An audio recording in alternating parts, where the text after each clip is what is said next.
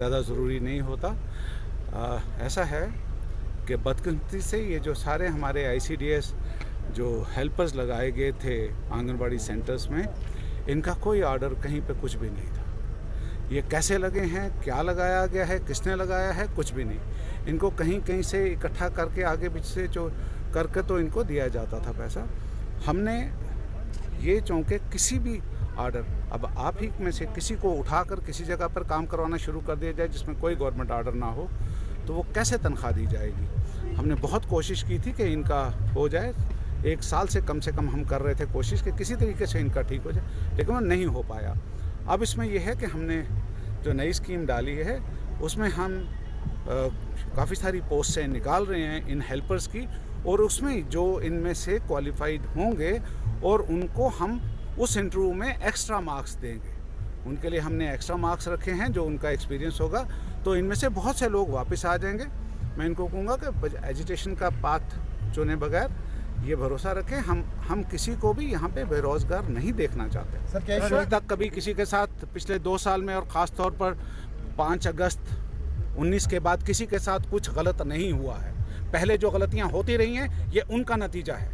ये उन लोगों का उनका गिरबान पकड़ा जाना चाहिए जिन्होंने इन्हें धोखे से जाकर बता दिया कि तुमको हमने सरकारी मुलाजिम लगा दिया है। 900 लोगों से ज़्यादा लोगों को एक धोखे के साथ चलाया जा रहा था, और आगे पीछे से कहीं कहीं से इकट्ठा करके भीख मांग के इनकी तनख्वाह के नाम के ऊपर कुछ इनको दिया जा रहा था। इनके पास कुछ भी नहीं था।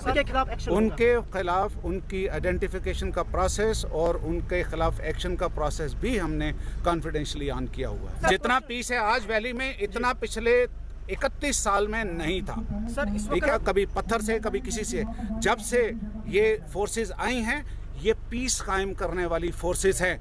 तब से आपने कितने बच्चों को, कितने नौजवानों को देखा है किसी भी तरह से मरते हुए, सिवाय उन लोगों के जिन्होंने देश के खिलाफ एक्शन किया, देश के खिलाफ बंदूक उठाई। उनके लिए यहाँ पे कोई हमदर्दी नहीं होगी। एक्सट्रीम फार फ्लंग एरियाज की डेवलपमेंट की बात की है।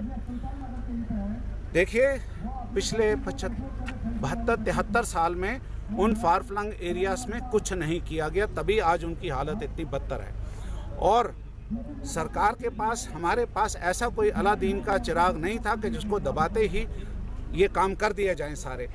वहाँ पे इस वक्त ख़ास तवज्जो LG साहब के क़यादत में बहुत ख़ास तवज्जो दी जा रही है। वह पिछड़े इलाके, चाहे वो जम्मू के हों, चाहे कश्मीर के हों, और जो बैक टू विलेज वगैरह के जितने भी प्रोग्राम करवाए गए उनमें इन खास तवज्जो दी गई है बैकवर्ड एरियाज़ को, पहाड़ी एरियाज़ को, पिछड़े हुए एरियाज़ को। शुक्रिया।